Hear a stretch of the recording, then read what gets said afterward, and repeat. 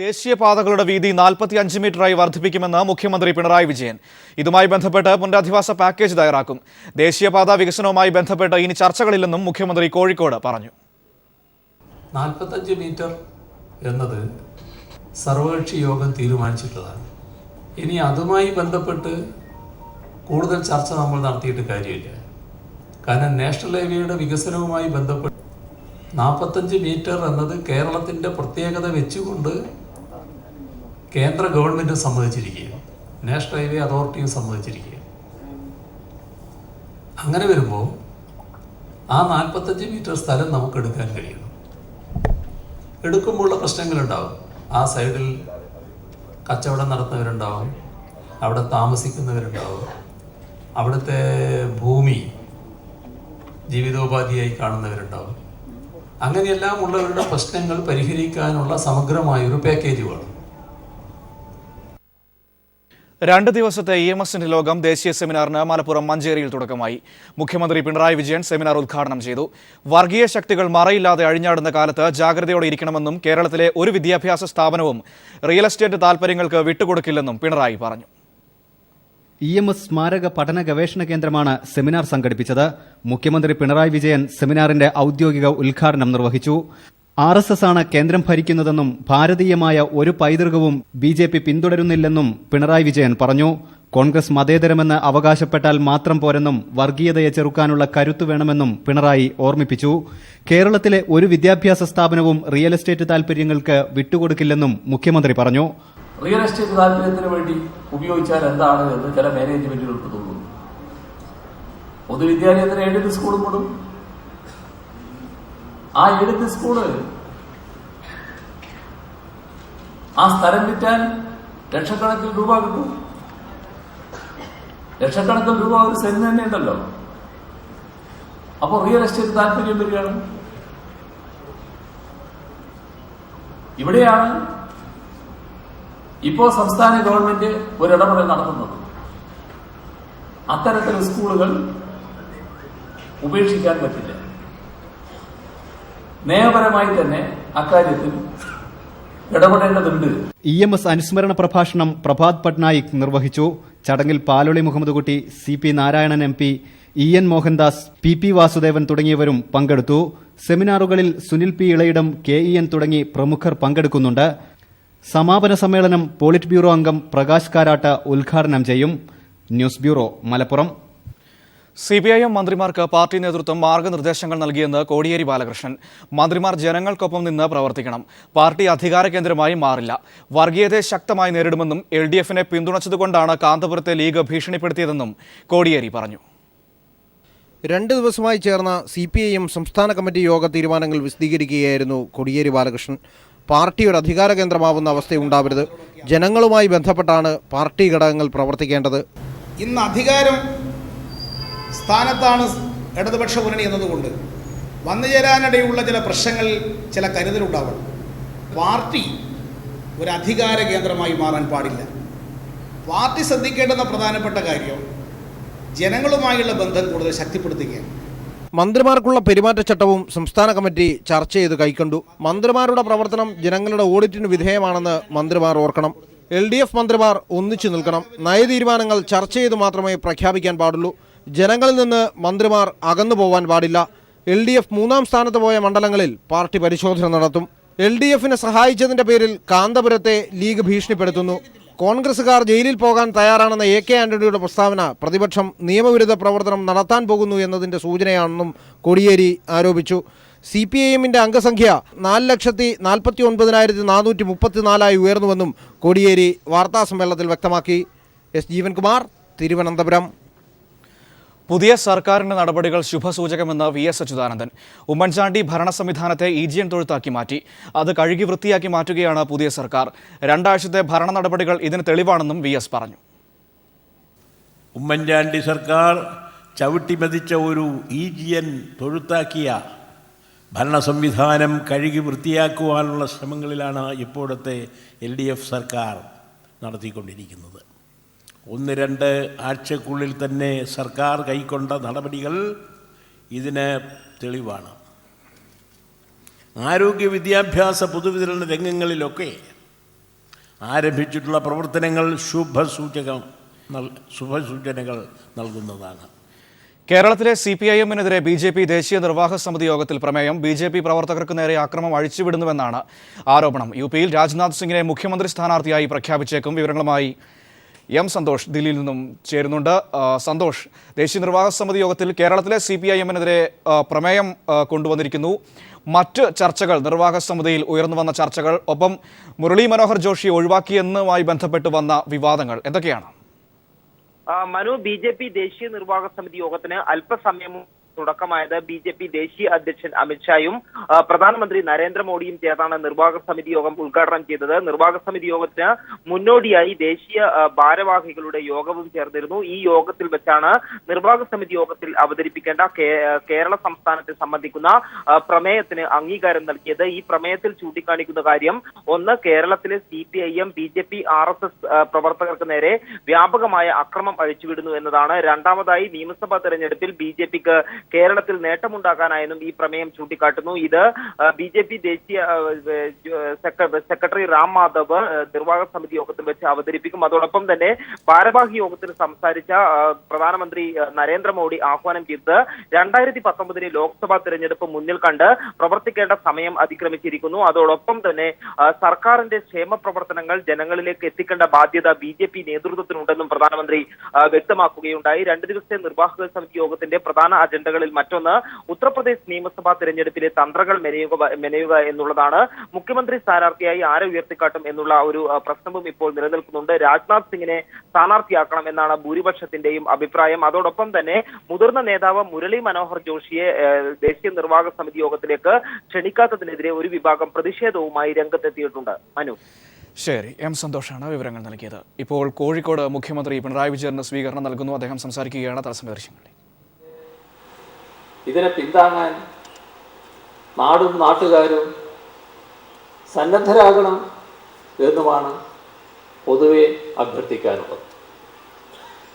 ഇവിടെ ജനങ്ങളുടേതായ പങ്കാളിത്തത്തോടെ മാത്രമേ നമ്മുടെ നാടിൻ്റെ പല വികസന പ്രശ്നങ്ങളും പരിഹരിക്കാൻ നമുക്ക് കഴിയുകയുള്ളൂ. ഇപ്പം നമ്മുടെ നാട് സാധാരണഗതിയിൽ ഒട്ടേറെ പ്രത്യേകതകളുള്ള നാടാണ്. നമ്മളെല്ലാവരും ദിവസത്തിൽ ഒരു തവണ നിർബന്ധമായും കുളിക്കുന്നവരാണ്. 2 തവണ കുളിക്കുന്നവർ ധാരാളമുണ്ട്. ഇടക്കിടക്ക് കുളിക്കുന്നവരുമുണ്ട്. അത് അപൂർവം ചിലരാണെങ്കിലും ഇടക്ക് എവിടെയെങ്കിലും പോയി വന്ന് ഉടനെ ഒന്ന് കുളിക്കുന്നവർ ചില ശീലക്കാരുണ്ട്. അപ്പോൾ ഇത്തരത്തിലുള്ളൊരു വൃത്തിബോധം, വ്യക്തിപരമായ വൃത്തിബോധം വെച്ചു പുലർത്തുന്നവരാണ് മലയാളികൾ. നമ്മുടെ വസ്ത്രധാരണ രീതി നോക്കിയാലും എല്ലാവരും, അതിൽ പാവപ്പെട്ടവരെന്നോ ധനികരെന്നോ ഉള്ള വ്യത്യാസമൊന്നുമില്ല. എല്ലാവരും വൃത്തിയുള്ള വസ്ത്രം ധരിക്കുന്നതിലാണ് താല്പര്യം. അപ്പോൾ വൃത്തിയായി വെടിപ്പായി നടക്കാൻ നമുക്കെല്ലാവർക്കും താല്പര്യമാണ്. പക്ഷേ നമ്മുടെ നാട്ടിൽ നമ്മൾ ചെയ്തു കൂട്ടുന്നത് എന്താ? നമ്മുടെ നാടിൻ്റെ പല ഭാഗങ്ങളിലും മാലിന്യം കുന്നുകൂടി കിടക്കുകയാണ്. ഇപ്പോൾ നാട്ടിലുള്ള പുഴകളും കായലുകളും ഒക്കെ എടുത്താൽ അതെല്ലാം മലിനമായി കിടക്കുക.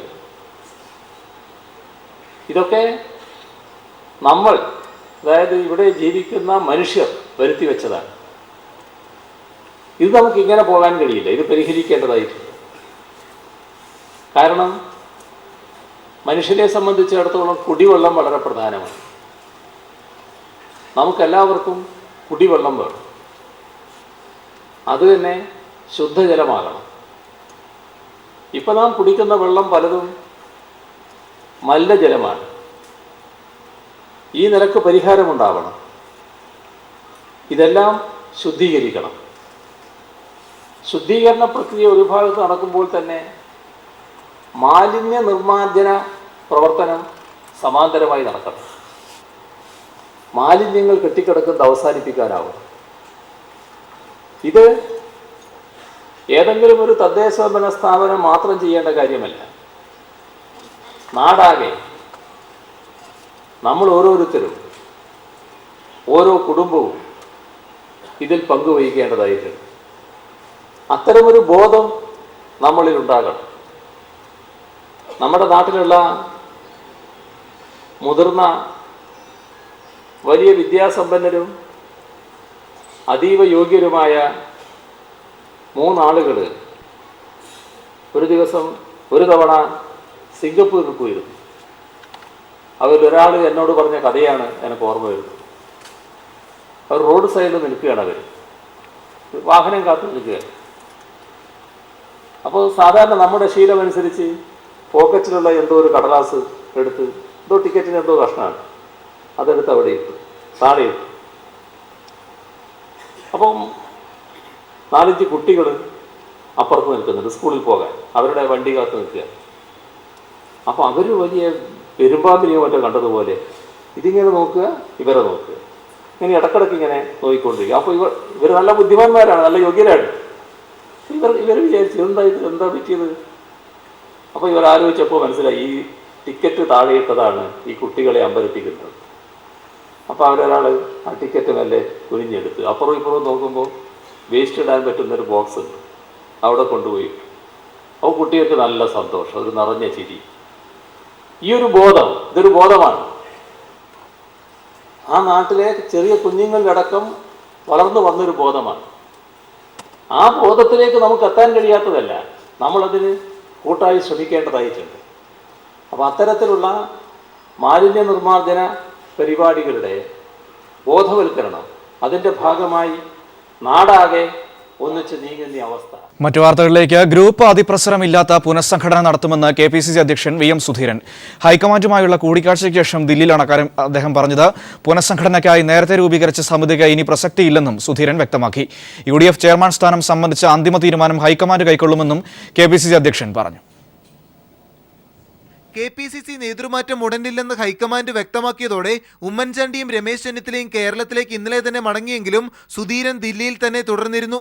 ഇന്ന് ഹൈക്കമാൻഡുമായി VM സുധീരൻ നടത്തിയ കൂടിക്കാഴ്ചയിൽ പാർട്ടിയെ പുനരുജ്ജീവിപ്പിക്കാനുള്ള ഏകമാർഗം ഗ്രൂപ്പ് അതിപ്രസരം ഒഴിവാക്കുകയാണെന്ന് സുധീരൻ വ്യക്തമാക്കി.